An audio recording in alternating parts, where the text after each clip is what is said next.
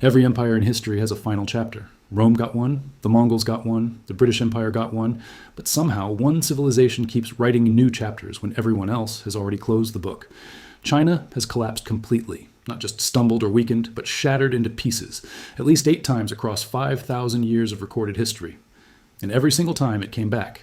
Same identity, same borders, same story about who they are.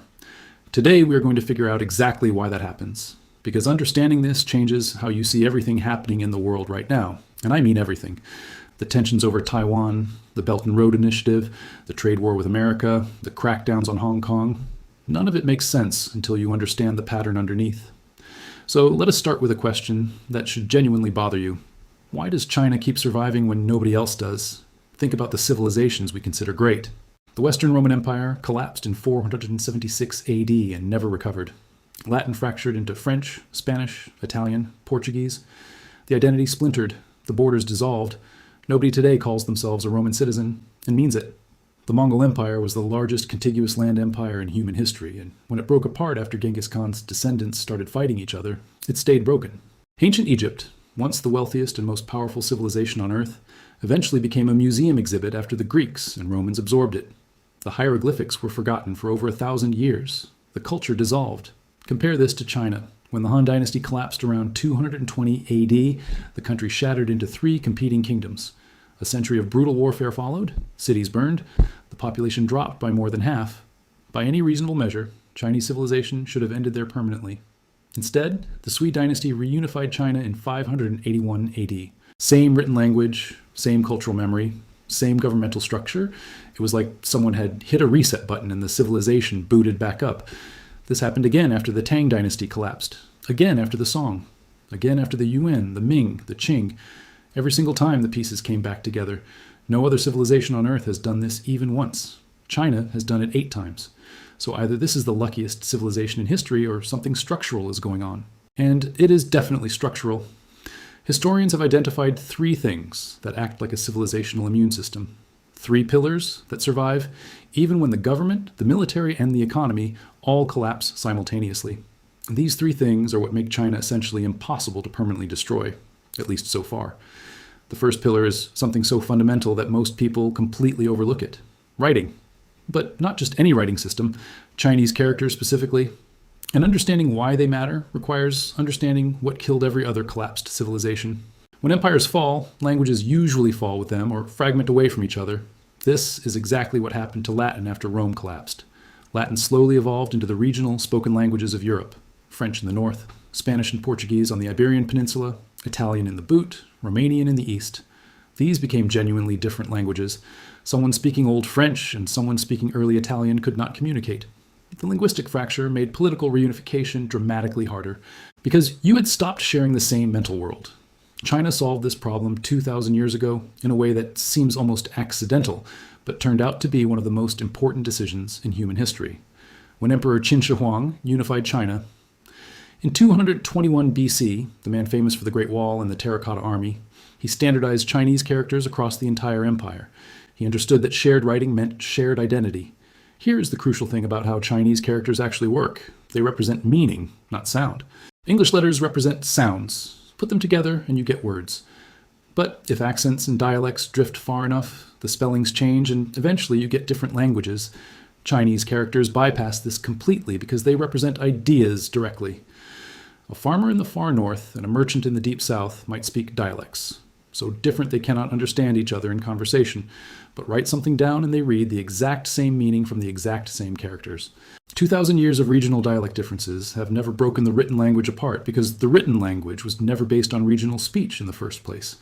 Think about what this means during a collapse. When a dynasty falls and China fragments into warring states, every scholar in every competing kingdom is still reading the same classical texts.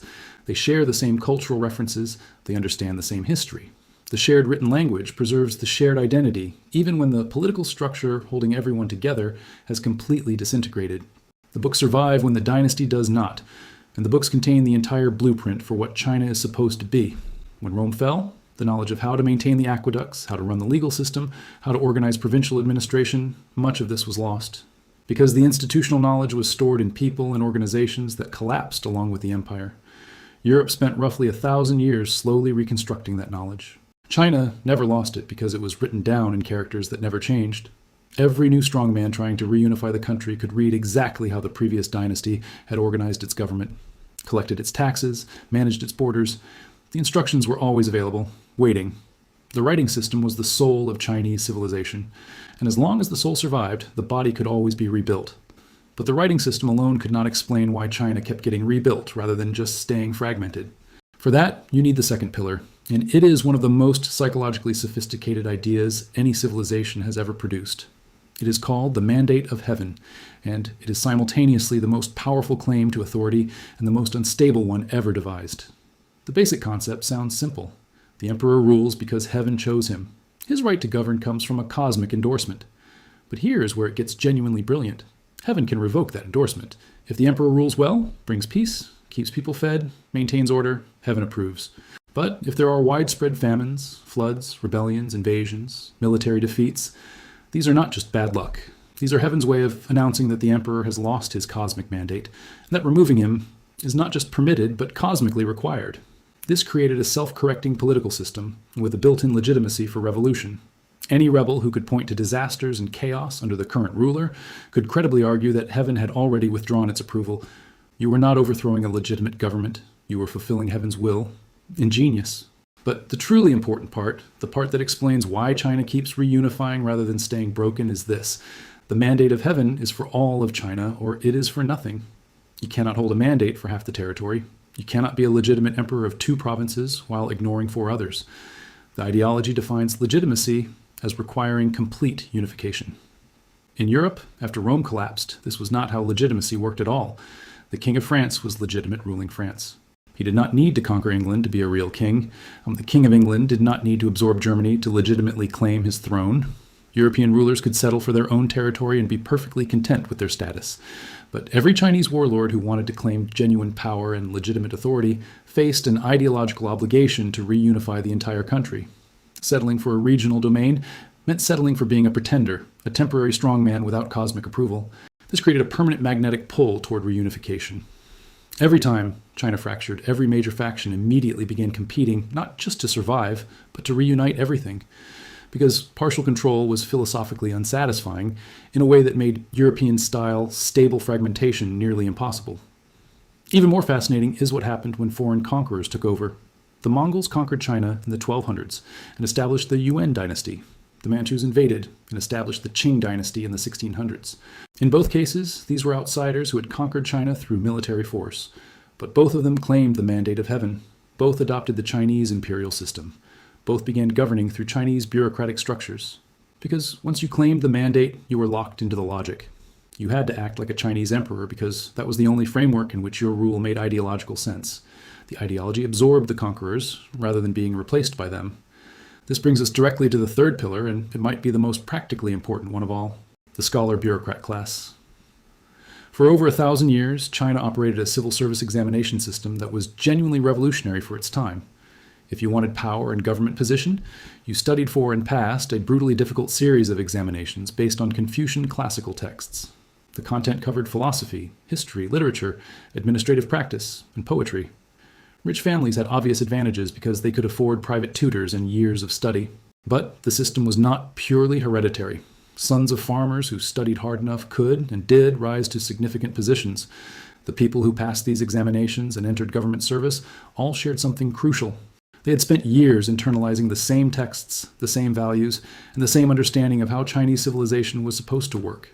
They were not just loyal to whatever emperor happened to sit on the throne. They were loyal to the system itself, to the idea of properly run Chinese civilization. And when dynasties collapsed, these people did not disappear. They went home to their provinces. They kept records, maintained local administration, preserved knowledge, and waited. When a new strongman began the process of reunification, he quickly discovered he needed them. Because you cannot run a complex empire through military commanders alone. You need people who know how to collect taxes, manage water systems, resolve disputes, organize census data, and communicate with distant provinces. The scholar bureaucrats already had this knowledge prepared. All a new dynasty had to do was hire them, reinstate the examination system, and the machinery of government began running again. This is what historians call institutional memory, the practical mechanism that allowed China to reboot so quickly after each collapse. The three pillars working together created something almost self-perpetuating. The writing preserved identity and the blueprint. The ideology demanded reunification as the only legitimate political goal. The bureaucratic class preserved the practical knowledge required to make reunification function. Remove any one of these three, and China probably fragments permanently like everyone else.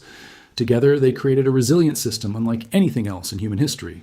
Now fast forward to the collapse that should have broken the cycle permanently.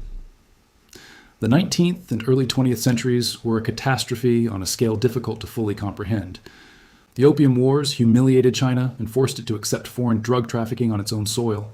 European powers carved up Chinese territory and influence. The Taiping Rebellion between 1850 and 1864 killed somewhere between 20 and 30 million people, more than the total deaths of World War I. The imperial system collapsed entirely in 1911. Warlords divided the country. Japan invaded during the 1930s and committed mass atrocities. Then came a civil war between communists and nationalists that lasted until 1949. By that point, China had spent roughly a century in combinations of occupation, famine, collapse, and civil conflict. The infrastructure was devastated, tens of millions were dead, and the economy lay in ruins. Outside observers assumed China would remain fragmented and weak for generations.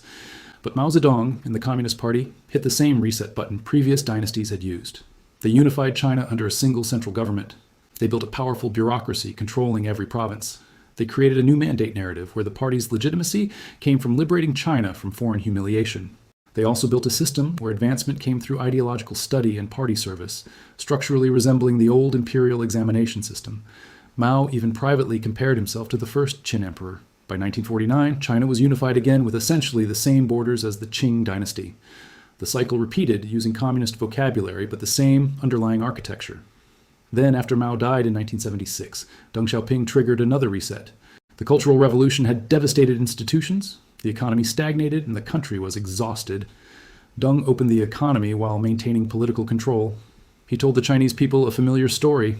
We are restoring China's greatness. We are ending humiliation and reclaiming our rightful place. And it worked. In 4 decades, China rose from one of the poorest countries on earth to the second largest economy in history. Over 800 million people were lifted from poverty. Infrastructure expanded at a pace that makes Western development appear slow by comparison. Technology sectors emerged that compete directly with American companies. The pattern executed again. Collapse, followed by renewal. Humiliation, followed by restoration. Chaos turned into order once again.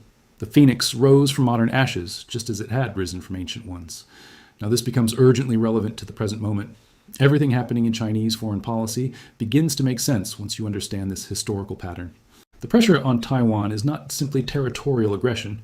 It reflects the ideological demand that historically Chinese territory return to unified control. Because partial control has never been ideologically acceptable within the framework of Chinese political legitimacy. The crackdowns in Hong Kong follow similar logic. The Belt and Road Initiative resembles a modern version of the old tributary system. In that system, neighboring states orbit around China as the center of regional order and political gravity. The obsession with what Chinese leadership calls the century of humiliation, the period from 1839 to 1949, is not newly invented propaganda. It is a genuine wound in national memory that continues to shape policy decisions across politics, diplomacy, and economics. Trying to understand China without this historical pattern is like analyzing someone's behavior without knowing anything about their childhood. The pattern provides the context, but the most important question for the 21st century is whether this pattern can survive the specific pressures of the modern world. China now faces challenges that the 3 traditional pillars were never designed to handle. The demographic situation alone is historically unprecedented. Decades of the one-child policy created an aging population that is shrinking rapidly. Supporting a massive elderly population with a smaller working generation will create enormous and unavoidable economic strain. Past collapses involved wars and famines that reduced populations, but still left large numbers of young survivors capable of rebuilding. You cannot fight your way out of demographic mathematics. Environmental degradation from decades of rapid industrialization presents another slow crisis that reunification campaigns cannot fix. Rivers are contaminated, farmland has degraded, and air quality in major cities has frequently been dangerously polluted. These are challenges the traditional reset button cannot solve. The information environment has also changed the dynamics of the mandate of heaven in ways that may be irreversible. In earlier centuries, a famine could be blamed on heaven's mysterious will. Today, when economic crises or public health disasters occur, People with smartphones can instantly see the decisions that produced them. Governments cannot easily deflect accountability onto cosmic forces. Young citizens who grew up with the internet and international exposure ask different questions than previous generations ever asked. They have seen alternatives and developed different expectations about what governments owe their citizens. Finally, the global integration that powered China's rise also created dependencies it cannot fully control. Earlier resets occurred in relatively isolated conditions, where a dynasty could collapse, suffer chaos, and rebuild without deep external involvement.